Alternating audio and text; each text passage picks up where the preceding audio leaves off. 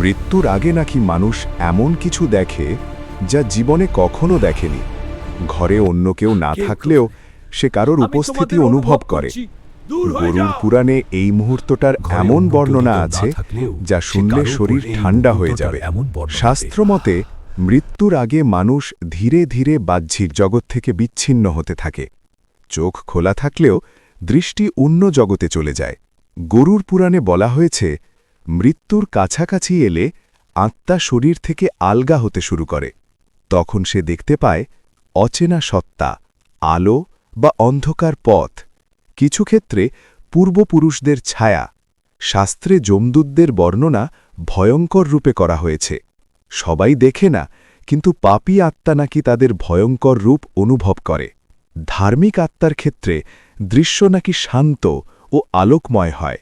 শেষ নিঃশ্বাসের সময় আত্মা শরীরের নির্দিষ্ট নাড়ির পথ দিয়ে বের হয় বলে উল্লেখ আছে। এই সময় প্রবল টান, ভারহীনতা বা গভীর অন্ধকার অনুভূতি হতে পারে। মৃত্যু শেষ নয়, এটা শুধু আত্মার আরেক যাত্রার শুরু।